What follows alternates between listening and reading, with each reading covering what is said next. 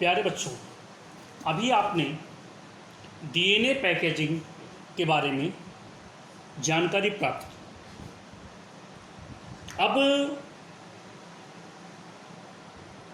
जब कल मैंने आपसे बात की थी तो आपसे मैंने रेप्लिकेशन, ट्रांसक्रिप्शन और ट्रांसलेशन पर बहुत शॉर्ट में बताया था। रेप्लिकेशन का मतलब है कि one parental DNA should convert into two daughter DNA. One major question for the human mind is how life continues. कि किस प्रकार से जीवन कंटिन्यू हो रही है अभी तक। तो one of the most important mechanism for all life cells to give offspring is undoubtedly the DNA replication. This answer to the question when a cell divides, देख रहे हैं सेल डिवाइड्स हो रही है, where the extra DNA come from, कि extra DNA कहाँ से आ रहा है, सेल के डिवीजन के बाद एक्स्ट्रा डीएनए बनता कैसे है, उसी मैकेनिज्म पर आज हम बात करना चाहते हैं। तो the process of DNA replication was heading many secret. DNA replication में ही बहुत सारे रहस्य छुपे हुए हैं, और एक रहस्य भी है कि how the new DNA strand create. As you know that's the DNA is a complex of two complementary anti parallel chains. कल हमने आपको बताया था कि डीएनए जो है complex of two complementary anti parallel chains, parallel नहीं, एंटी पैरेलल का मतलब आप समझिएगा, अगर ये दो पेन ऐसे रखे हुए हैं, देख रहे हैं, इनकी जो कैप साइड से दोनों रखे हुए हैं, तो ये पैरेलल है। कैसा है? पैरेलल है।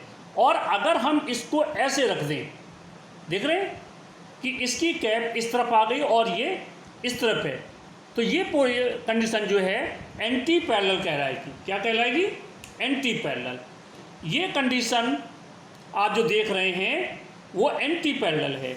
अगर ये ऐसे रखे हुए हैं तो ये पैरेलल है। तो in order to heredity phenomena to be explained, these strands should be accurately copied and transmitted from the parental cell to the daughter ones. इसके दो मॉडल्स अभी तक, दो नहीं तीन मॉडल अभी तक बताए गए हैं। पहला मॉडल है semi conservative models.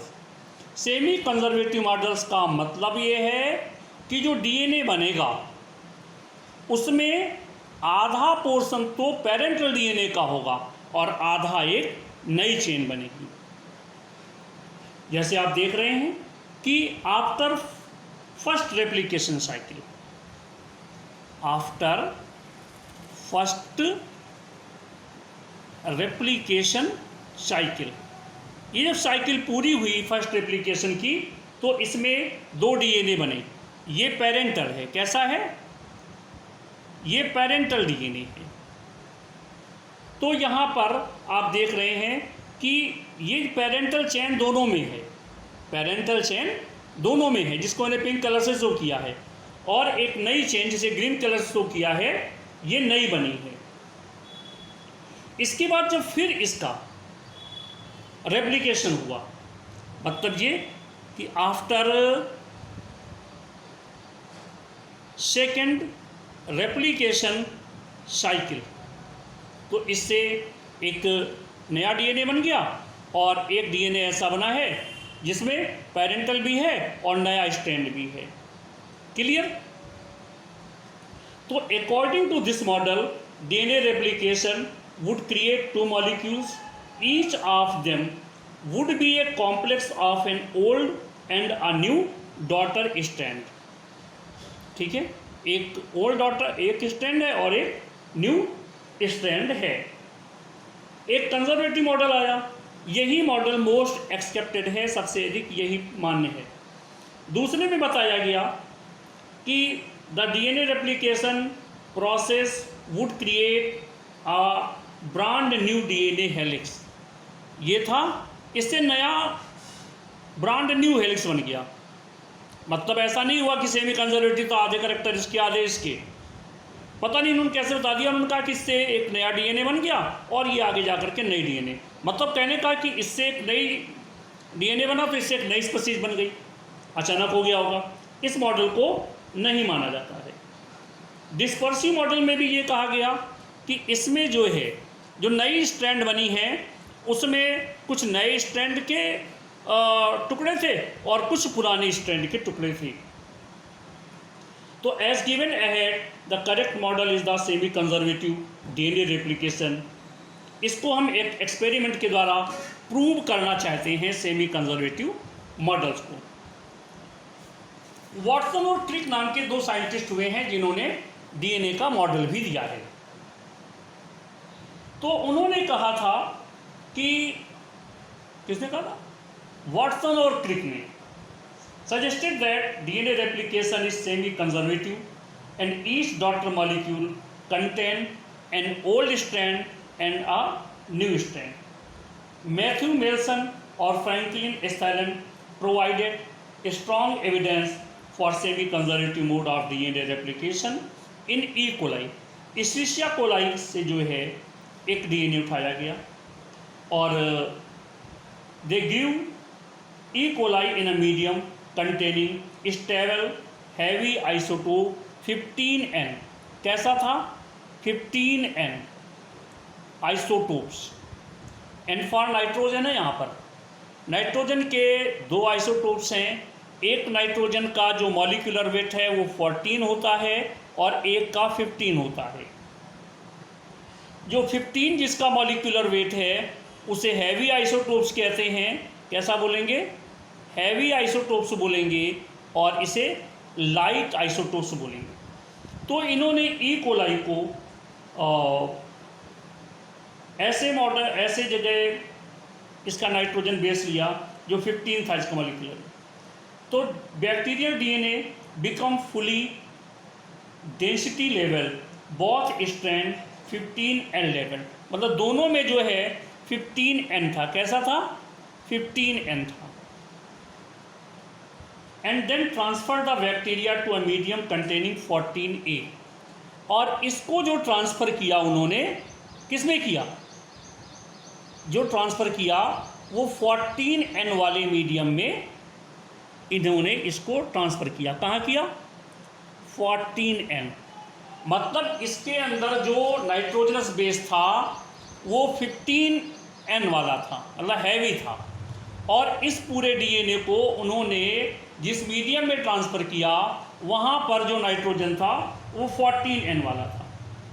After each cell division DNA was prepared from a sample of the cells and analysed on CSCl। Caesium chloride में जो है ग्रेडियंट यूज किया गया। इसे इक्विलिब्रियम डेंसिटी ग्रेडियंट सेंट्रीफ्यूगेशन कहते हैं। आफ्टर फर्स्ट जनरेशन, पहली generation के बाद हाइब्रिड मिला। कैसा मिला इनको? हाइब्रिड मिला। हाइब्रिड डीएनए मॉलिक्यूल का मतलब है कि इसमें एक चेन जो थी वो 15 नाइट्रोजन वाली थी और एक चेन 14 नाइट्रोजन वाली थी। आफ्टर 2 जनरेशन, मतलब यहाँ 20 मिनट में देख रहे हो, यहाँ 40 मिनट में, मतलब 2 जनरेशन गुजर गई। तो after 2 generation half of the DNA molecules were light. आधे जो थे वो लाइट वाले थे और आधे हैवी वाले थे। तो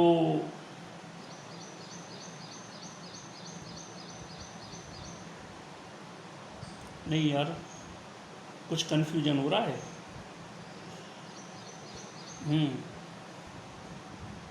तो आधे जो हैं लाइट वाले मिले और इसको ठीक करेंगे, आधे जो है हाइब्रिड मिले। ठीक है।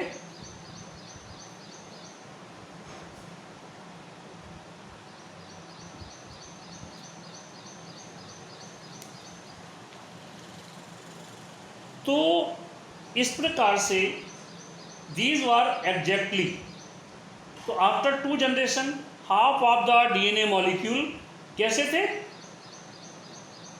वर लाइट, 40 नाइट्रोजन वाले थे, एंड हाफ वर हाइब्रिड। मतलब उसमें कैसा था, मतलब ये 15 भी था और इसमें 14 भी था।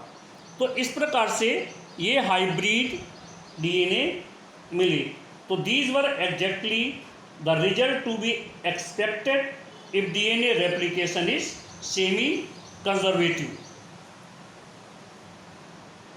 अब थोड़ा सा आगे चलते हैं कि नहीं चलते हैं, क्योंकि आज ही मेरा मूड था कि मैं इसे डीएनए रेप्लिकेशन को फिनिश करूं, क्योंकि चैप्टर बहुत बड़ा है प्यारे बच्चों, और इस हफ्ते मैं डेली आपकी क्लास लेकर के कुछ काम करता चलूँगा। अच्छा चलो थोड़ा सा आगे चलते हैं। आज हम लोग डीएनए रेप्लिकेशन पर थोड़ी बात करना चाहते हैं। तो जैसा मैंने स्टार्ट में कहा कि DNA replication is necessary so that the genetic information present in the cell can pass from one generation to another. तो DNA is copied by enzyme called DNA polymerase, जिसके द्वारा ये कॉपीड होता है उस एंजाइम को जो है हम डीएनए पॉलीमरेज के नाम से जानते हैं। एंजाइम का नाम है डीएनए पॉलीमरेज।